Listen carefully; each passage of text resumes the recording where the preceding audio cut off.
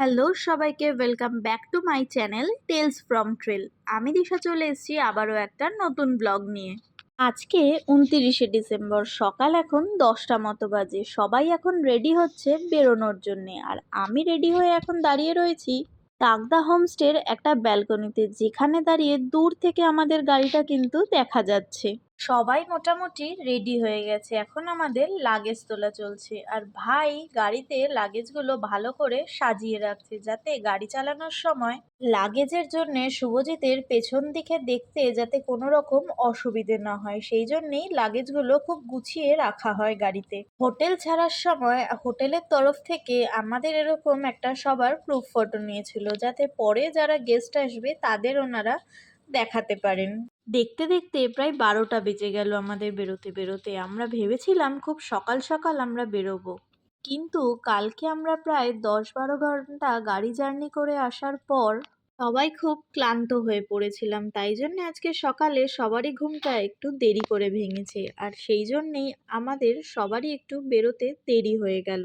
তবে আরও একটা রিজন আছে দেরি করে বেরোনোর জন্য। তাগদা হোমস্টেটা এতটাই ভালো লেগেছিল আমাদের সবার যে আমাদের কারোর বেরোতেই ইচ্ছে করছিল না এই হোমস্টে ছেড়ে।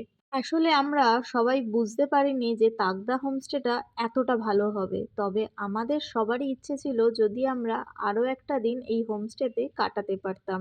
কিন্তু আমরা যেহেতু আমাদের সব হোমস্টেগুলোই আগে থাকতে কলকাতা থেকে বুকিং করে এসেছিলাম, তাই দিনের দিন আমাদের সব হোমস্টেতে যেতেই হতো। তাই মনে একরাশ দুঃখ নিয়ে আমরা সবাই তাগদা ছেড়ে এখন আমরা চলে যাচ্ছি শিটং এর উদ্দেশ্যে। তাগদা থেকে শিটং এর দূরত্ব 62 কিলোমিটার মতো। গুগল ম্যাপ অনুযায়ী যা টাইম দেখাচ্ছে, প্রায় 3 ঘন্টা 12 মিনিট মতো সময় লাগবে। সঙ্গে থাকলে চালাও কমফোর্টেবলি, সবাই কমফোর্ট জার্নিটা দরকার। লোকেদের বলতে পারি পেছনের লোক বমি করবে, সামনের লোক বমি করবে না, কারণ সামনে সিট বেল্ট স্টিফ থাকবে, পেছনে যারা বসে তারা ডান দিকে। তাগদা দিয়ে শিটং যাওয়ার রাস্তা কিন্তু আমাদের হিলকাট রোডের ওপর দিয়ে যেতে হয়। এই হিলকাট রোড কিন্তু আমরা যারা নর্থ বেঙ্গল যাই তাদের কাছে কিন্তু খুবই পরিচিত একটা রাস্তা। হিলকাট রোডটা যেখানে শেষ হচ্ছে সেখান থেকে ডান দিকে চলে গেলে পড়বে আমাদের দার্জিলিং, আর বাঁ দিকে চলে গেলে পড়বে আমাদের শিটং। এই বাঁদিকে টয় ট্রেনের লাইনটা দেখে বুঝতেই হয়তো পারছেন আমরা আমাদের প্রিয় দার্জিলিংয়ের খুবই কাছাকাছি আছি।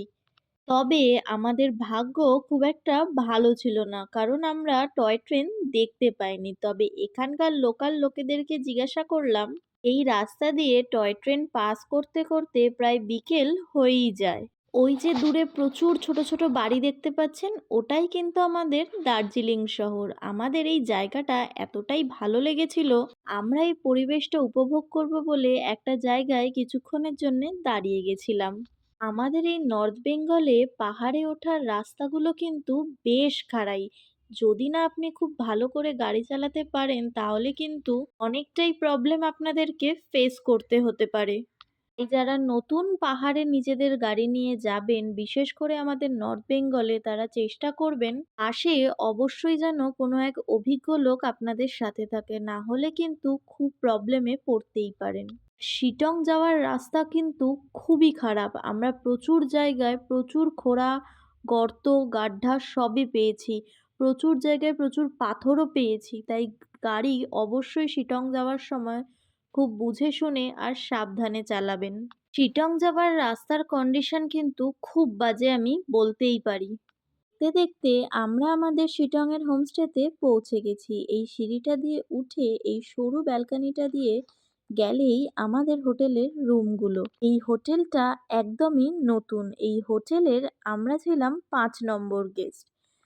হোটেলের রুমের দরজাগুলোর ওপরের প্লাস্টিক দেখে আপনারা বুঝতেই পারছেন হোটেলগুলো একদমই নতুন। চলুন এবার তাহলে ভেতরে যাওয়া যাক। ভেতরে ঢুকতেই এরম বড় সাইজের একটা বেড, আর তার মাথার ওপরে এরম একটা জানলা, আর পাশেই রয়েছে একটা বেড টেবিল। আর এই জানলাগুলো দিয়ে কিন্তু আপনি সকালে কাঞ্চনজঙ্ঘা দেখতে পাবেন। ডান দিকেও কিন্তু একটা বেড রয়েছে, সাথে একটা টেবিলও রয়েছে। এবার চলুন দেখি টয়লেটটা। এই টয়লেটটাও কিন্তু বেশ পরিষ্কার।